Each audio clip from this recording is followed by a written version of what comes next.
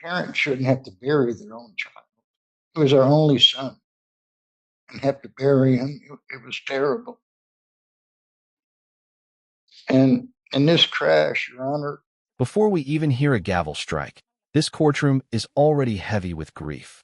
What you're about to witness is not a typical sentencing hearing. It's a collision of loss, accountability, and mercy that forces everyone in the room to confront a brutal reality. This case out of Michigan centers on a fatal car crash, one moment of inattention, and a family forever changed. A young man lost his life. Parents lost their only son. Children lost their father. And today, the man responsible stands before Judge Simpson, waiting to learn how the justice system weighs punishment against forgiveness. This isn't a case filled with rage or shouting.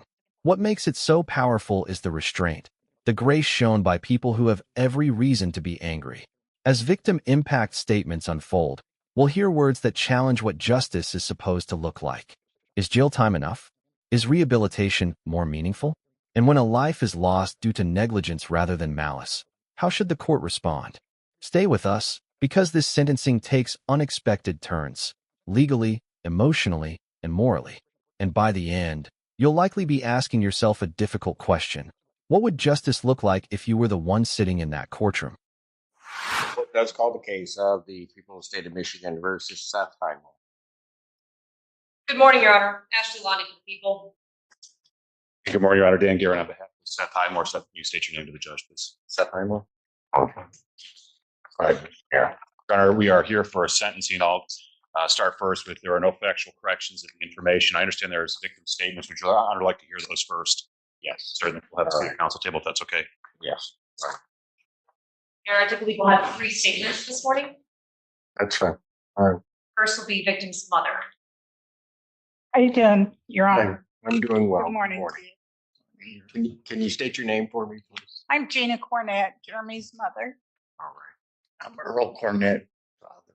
All right. Very good. All right. Go ahead. Your Honor, it's been 2 years on Friday. Let me just stop you for a moment, okay? Do me a favor. Just make sure to take a deep breath. Take whatever time you need. I'm here all day, so you just Okay. I want you to tell me what you want to tell me. So, Okay. all right. So don't try to rush through or anything. Go ahead.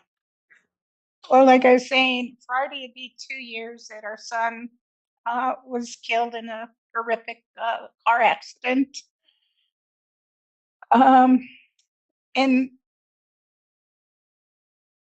you can't even imagine the loss that has happened to us and our family. The void that has been put in our lives. We don't have our son with his kids to visit us every weekend. We miss him on the holidays, especially Easter, Thanksgiving, and Christmas. There's such a void. What has happened has impacted not only us, but our grandchildren. Jeremy's daughter, Aubrey, she's had to have counseling because of the horrific feelings that she's had to feel losing her dad. And Dominic kind of suppressed right now. And she has seen a psychiatrist, Aubrey has. And I like to say to Seth Heimler that he has to carry his cross for what has happened. I don't hate him. I forgive him. I forgive that. I can't even imagine. But I just forgive him, and I just hope that down deep in his heart he realizes the impact that he's done to this family. Our son didn't have a chance. He was just killed so fast and instantly. It just was horrible. And here's a picture of our son, Lord, Your Honor. My eyes were better. I would like everyone to see his face. He's a happy-go-lucky kid.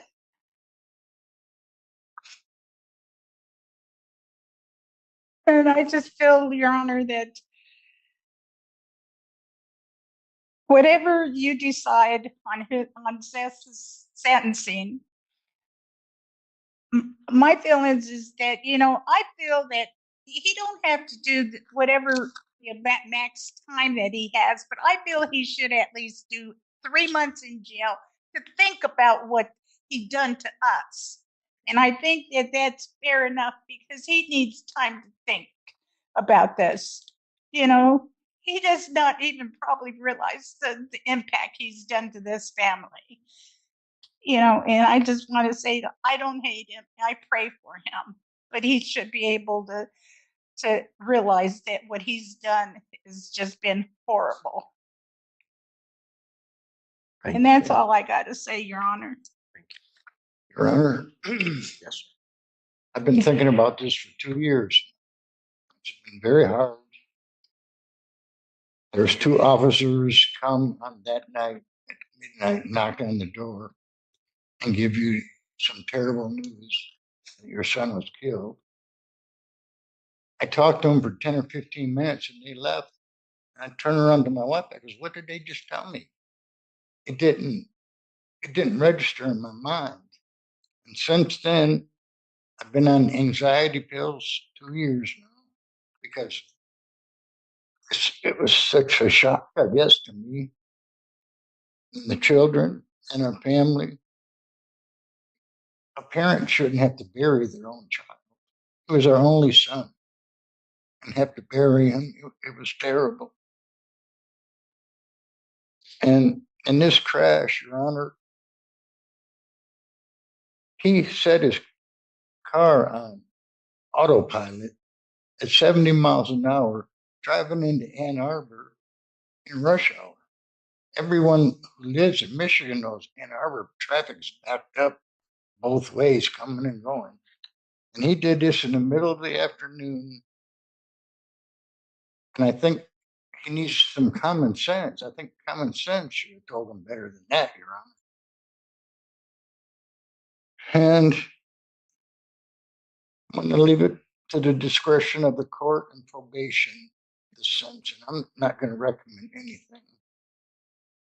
And I'm going to say that my wife and me will pray for the Highmore family because I know it's cost them a lot too. A very, very sad thing. And I want to thank you, Your Honor, for listening to us. This is one of the most emotionally devastating moments you'll ever see in a sentencing hearing. The victim's parents didn't come here demanding maximum punishment. Instead, they came bearing something far heavier: truth. Their words paint a picture of loss that no sentence can fix. Holidays that will never be the same, grandchildren growing up without their father, and a knock at the door that shattered their world forever. What stands out most is the mother's forgiveness. In a courtroom where anger would be expected, she offers grace. Legally, victim impact statements exist to help the judge understand the real-world consequences of a crime, beyond statutes and sentencing guidelines. And Judge Simpson is clearly listening. You can see it in how he slows the pace, gives them space, and allows their words to land. This isn't just procedural, it's human. So here's the question for you. If you were in their position, could you offer forgiveness? Or would justice demand something harsher? Drop your thoughts in the comments, because moments like this redefine what strength really looks like. Not a problem. Thank you. Hello, Your Honor.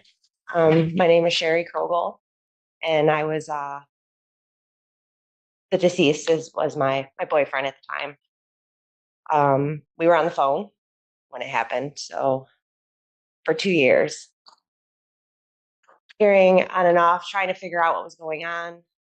I've went through a lot of different emotions on how I feel on the situation.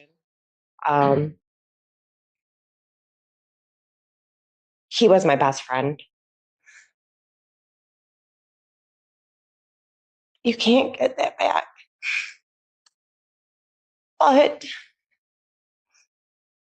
I don't personally feel that all lives should be ruined. So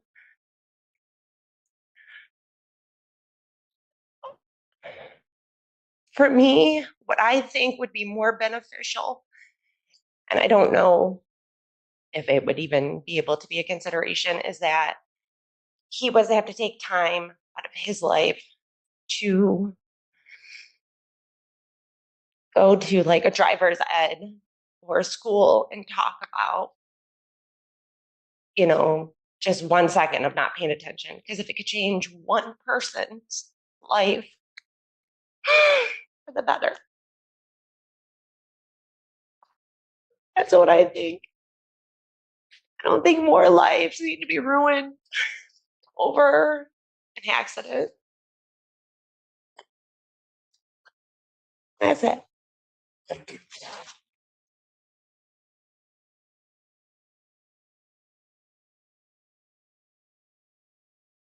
I have nothing further from the people.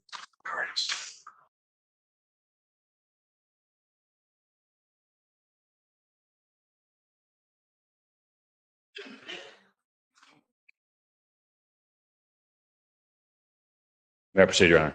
Yes, you.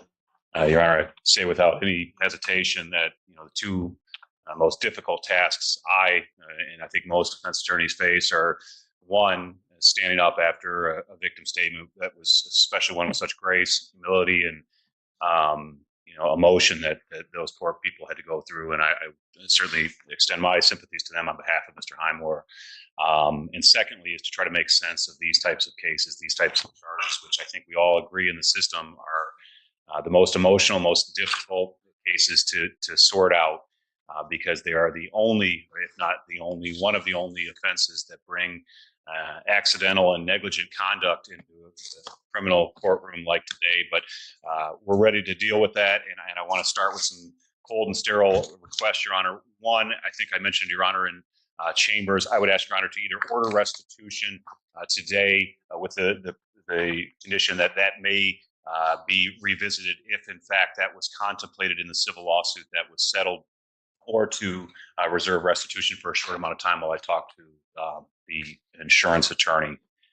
Secondly, Your Honor, of course, I'm asking you to follow the recommendation. I can't sit here and say I'm asking to impose jail time on my client. That would be difficult for me to say, but I do think that Ms. Polera understands her role very well and made a very good recommendation here. And if Your Honor believes that jail time is appropriate, my client's ready to go in today, of course. Your Honor, I will say this. As we look at the conduct here, I think that the victims are probably searching for an answer as to what happened. I would be too, if my loved one was killed or injured. And I don't think we're ever going to be able to offer that. Mr. Highmore doesn't have much of a memory. The police investigation didn't show that he was doing anything by way of reckless conduct, drinking, using drugs, using his phone. They checked all of those things. I think this was a situation in which Mr. Highmore simply either zoned out, didn't pay attention, and possibly we've learned a little bit about his medical condition since. He had worked a 14-hour shift in the sun, dehydrated, and certainly his actions have resulted in the death of this poor young man. I will say, of course, Your Honor, that Mr. Highmore has no prior criminal history, no subsequent criminal history. This was, of course, 2 years ago. I think Ms. Pilar noted that my client has shown remorse. He can't say a lot, unfortunately, because of potential civil liability. But I think his emotion, his family, all of whom are here, have written letters to say what a good young man this was and is, and I think will be affected the rest of his life. He's lost his privileges to drive. He's convicted. Doesn't pale in any way in comparison to what the victims have gone through here. But I think that the impact on him has been profound. I think that the victim's mother, her desire for him to be impacted, I think will come true and has come true, and that he has been greatly impacted. So, Your Honor, I am ultimately asking you to follow the recommendation with those modifications. This is where the legal complexity of the case comes into sharp focus. The defense attorney walks a tightrope, acknowledging a tragic loss while reminding the court that this was not a case of reckless intent. No drugs, no alcohol, no phone usage. According to the investigation, this was negligence, possibly compounded by exhaustion and medical factors after a long shift in the sun. And in criminal law, that distinction matters enormously.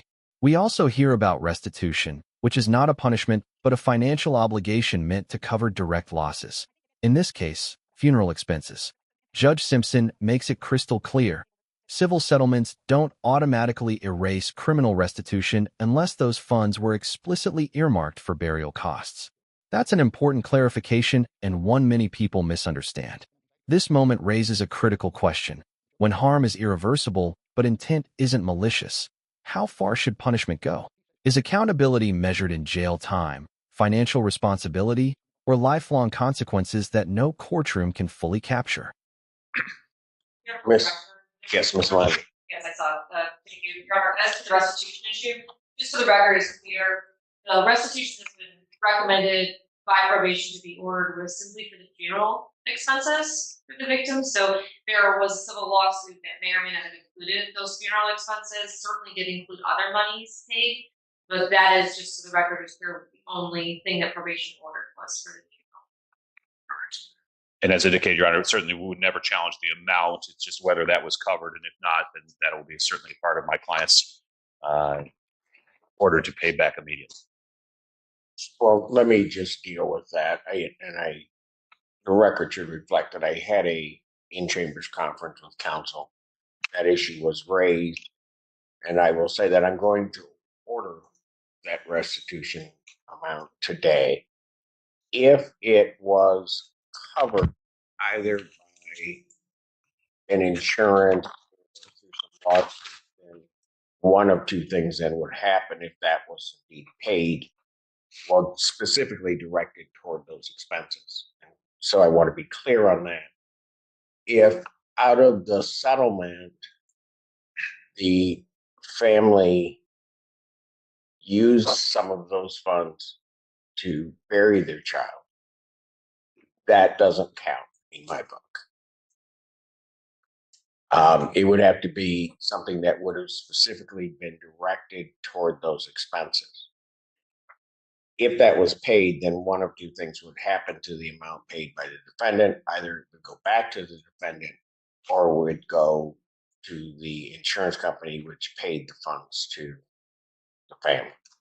So, Understood, Your Honor. Thank you for that clarification.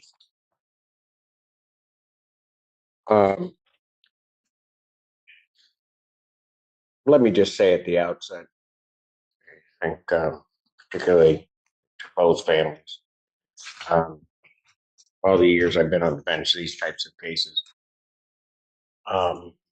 either in terms of adjudicating them or in terms of sentencing, are absolutely the worst. And they're the worst from my standpoint because in a lot of ways, sometimes you have sort of, I don't want to really call it good and evil, but you have somebody who is bad, and it's easy to then point the finger and to do something. But typically, and as I was going through the defense's letters that he sent in, and hearing about him, I would just indicate that, and then hearing about the deceased in this case, these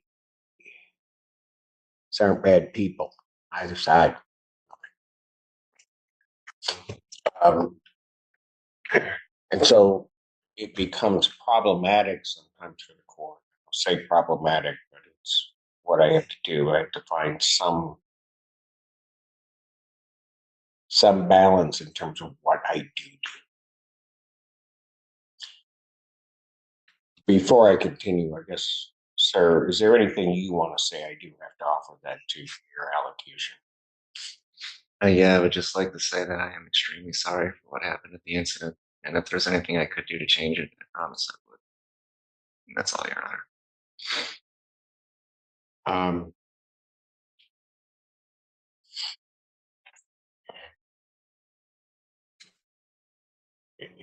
I will tell you, folks, I have been thinking about this since the time of the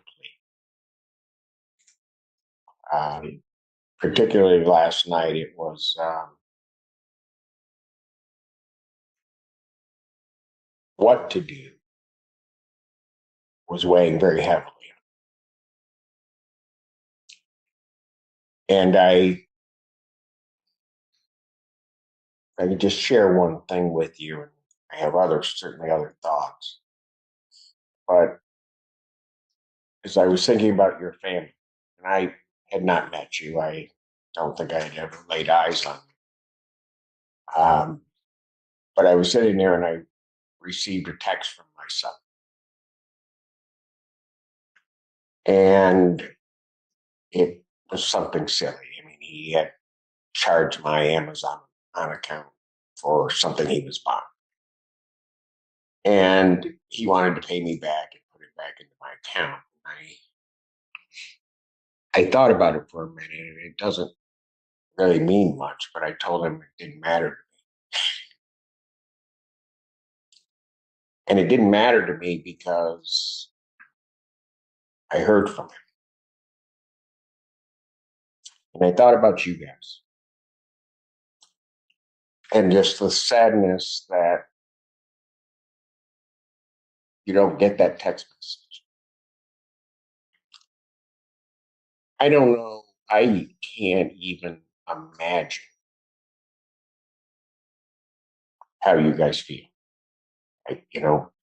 People can say, though, that they want to put themselves in your place. Can't imagine it, can't do it.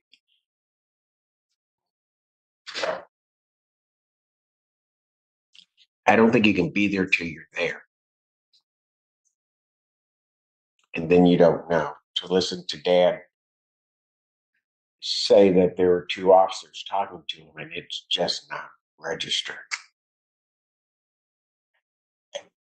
I don't even know how you receive that kind of news.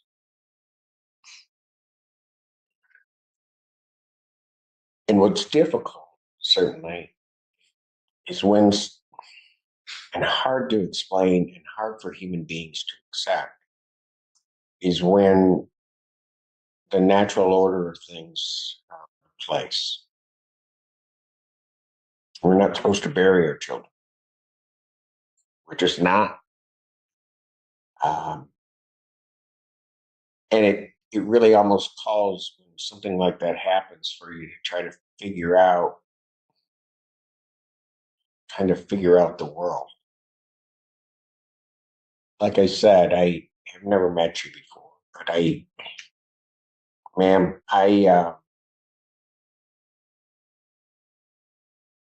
you're a testament to what is good.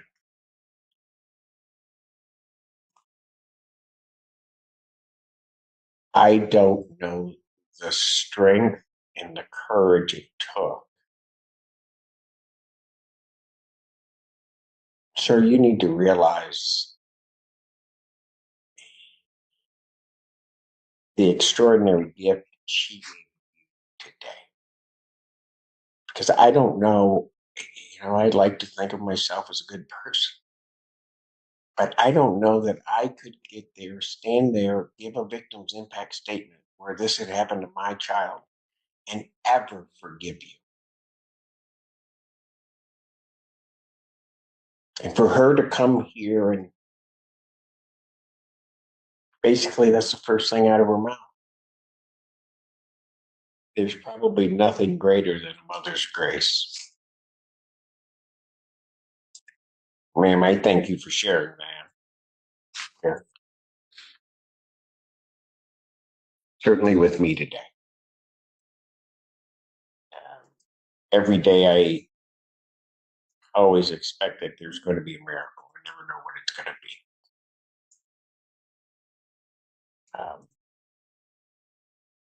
Your words, in my mind, were that today for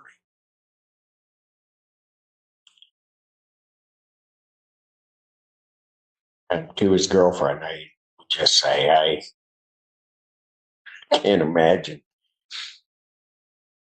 And I wasn't aware of it till you said it, that you were on the phone. Just trying to move on. And that's hard. Sometimes life hits us with challenges we never saw coming. Moments like these remind us to stay focused, pay attention, and value the things that truly matter. If you're interested in more real courtroom stories and the drama that unfolds inside them, don't forget to subscribe.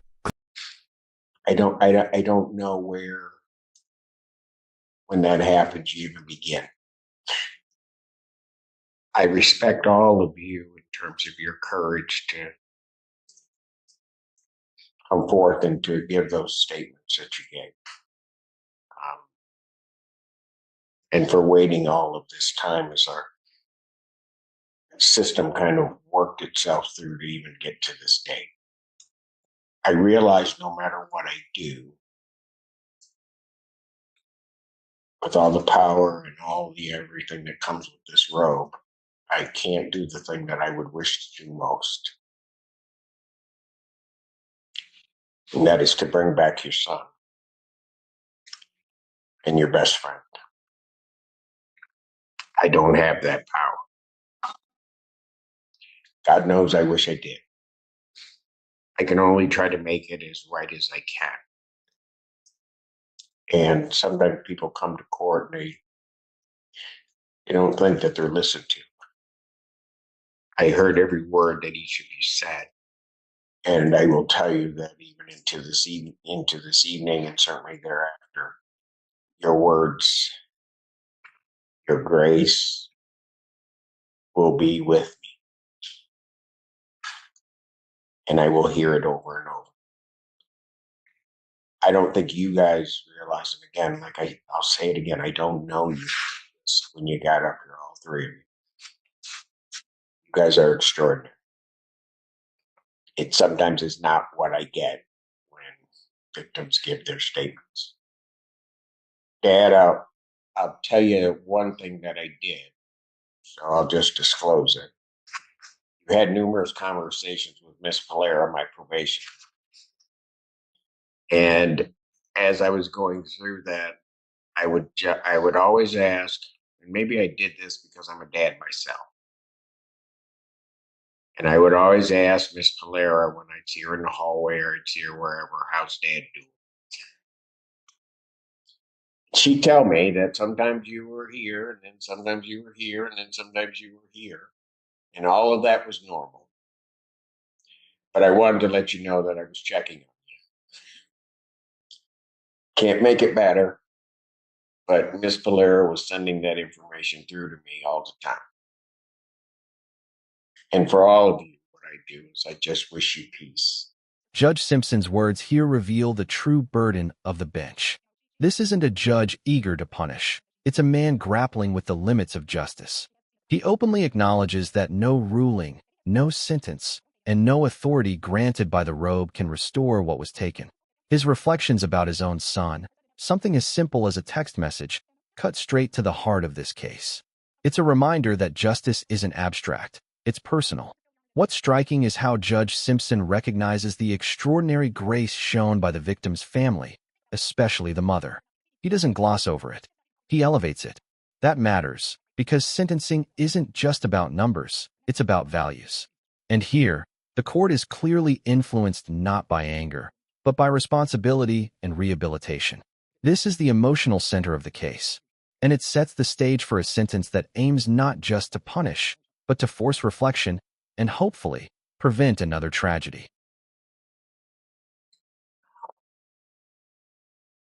It is a sentence of the court. We're going to place you on 24 months probation.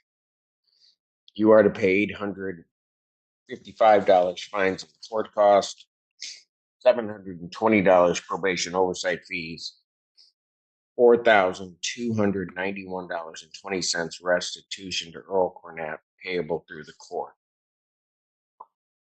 When can you pay that? Take a little time, Your Honor, but I will make sure it's paid off in full as soon as possible. Do you have anything with you today?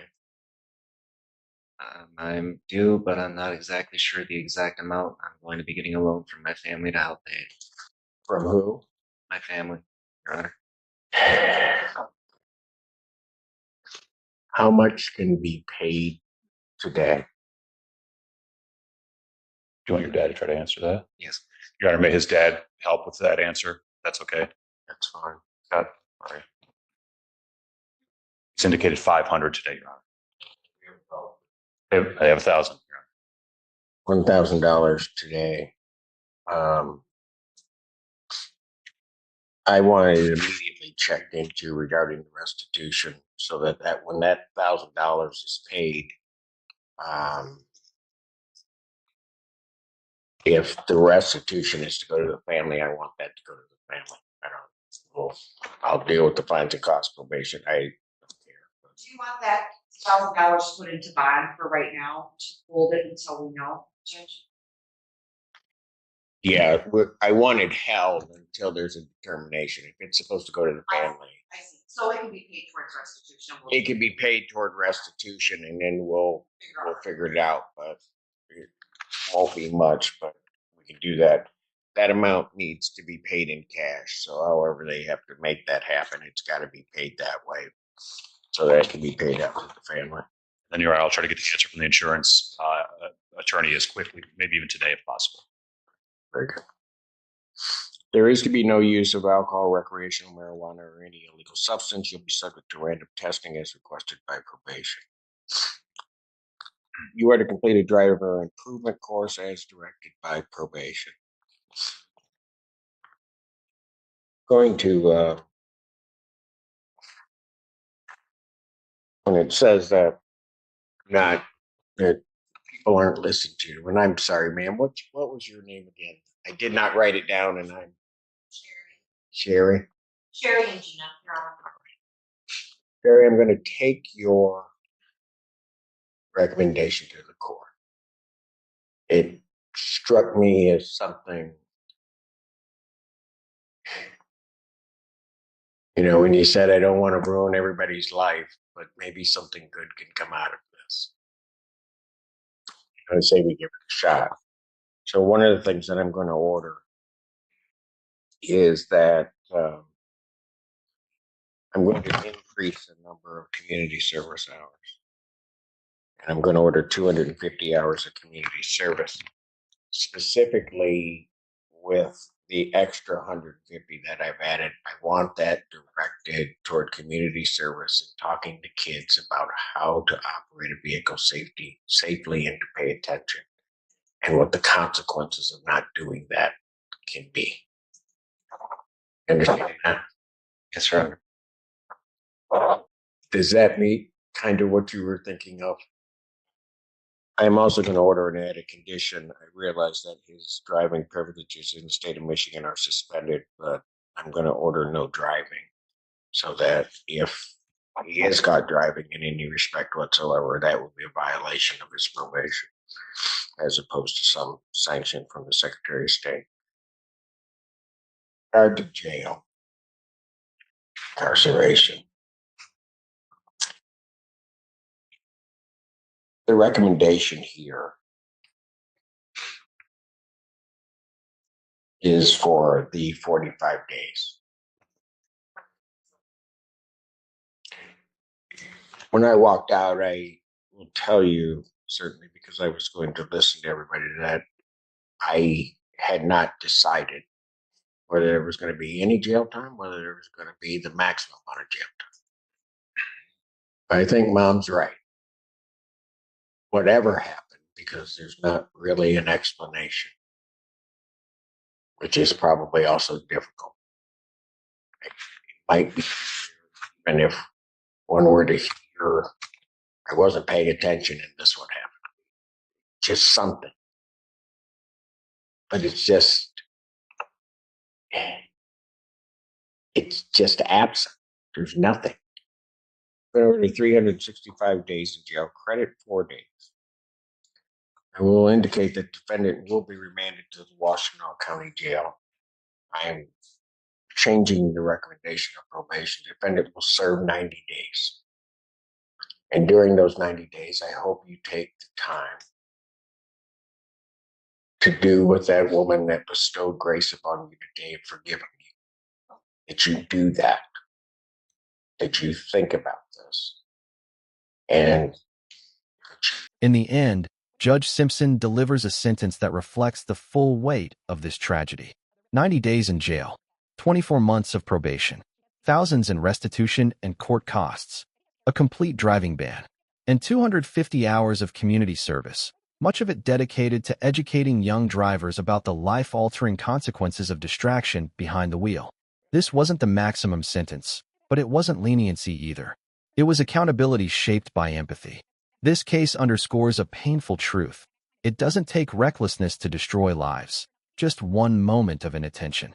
The courtroom became a place not only of judgment, but of teaching, reflection, and humanity. And while no sentence can ever make this family whole, the hope is that this outcome prevents another family from enduring the same loss. If you found this case as powerful and heartbreaking as we did, make sure to hit that like button, share your thoughts in the comments, and subscribe to the channel for more real, in-depth courtroom breakdowns that reveal the human stories behind the law.